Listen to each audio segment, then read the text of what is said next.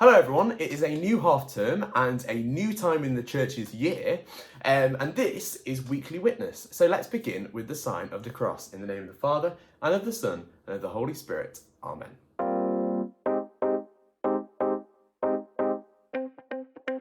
So over half term we entered what's called a new time in the church's year.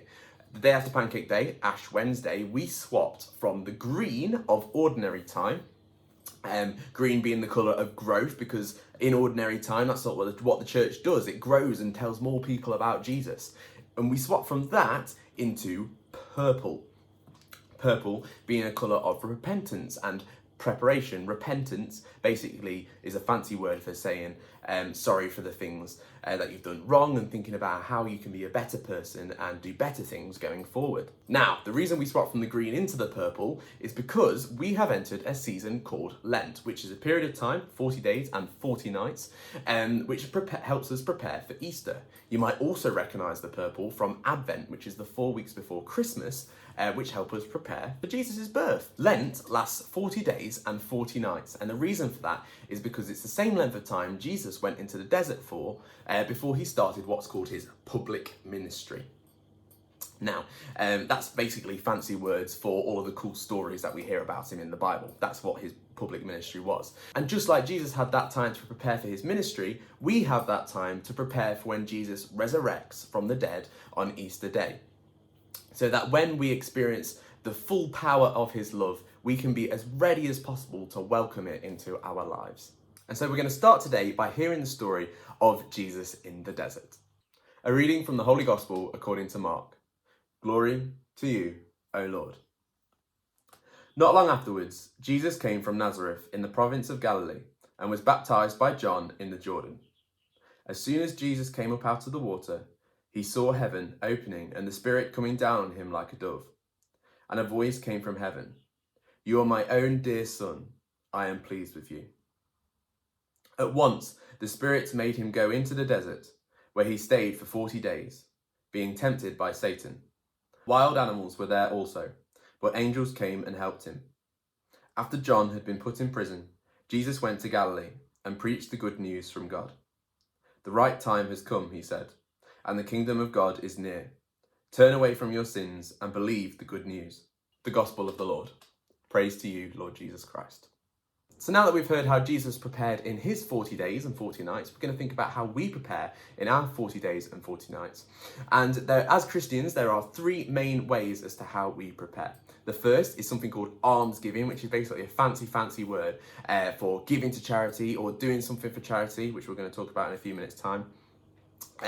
Or just doing nice things for people, doing acts of service and being a kind person to be more like Jesus. Now, as a group of schools and parishes, so St. Edward's, Holy Rosary, Blessed Robert Sutton, Saints Peter and Paul, and St. Joseph the Workers, we are going to be taking part in CAFOD's Walk For Water campaign. The aim of the challenge is to try and walk 10,000 steps every single day through Lent. Now, don't worry, I know this is going to be quite challenging, particularly for some of you, our younger children. So my challenge for you is to just try and do as many steps as you can. And to, using the link below, sign up to the Walk For Water campaign and join our Living Light chaplaincy team. That's going to be full of people from across all of our schools and parishes.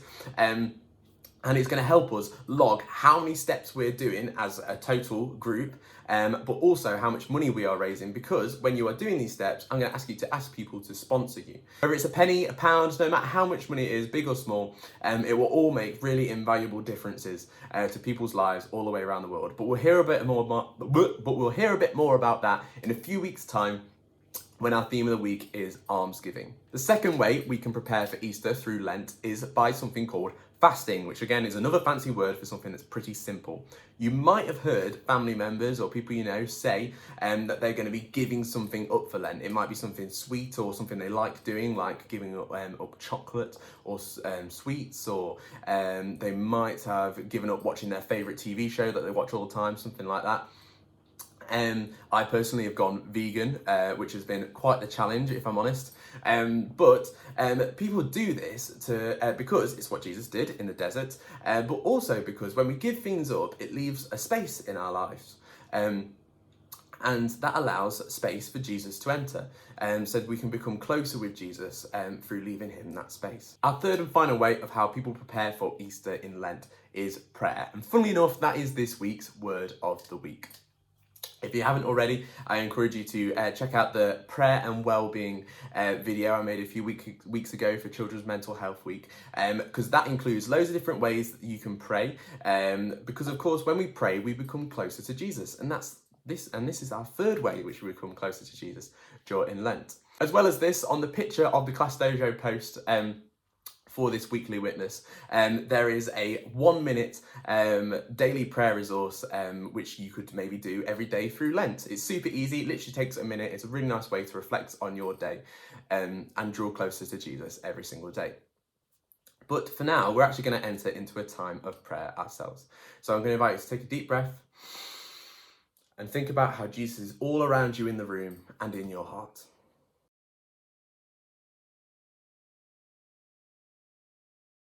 And as through Lent, we are thinking about how we can be closer to Jesus. I'm going to ask you to think about where Jesus is in your life already.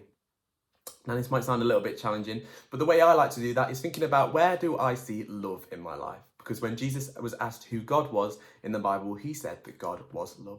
So where do you see love? Is it in a pet? Is it a family member or a friend? Wherever you see that love, where do you see Jesus today?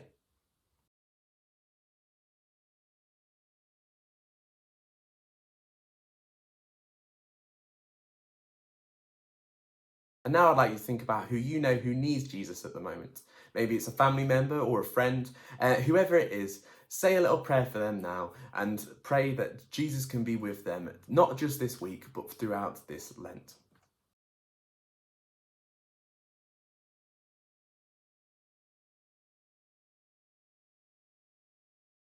And now we join all of our prayers together, saying the prayer that Jesus taught us, the Our Father.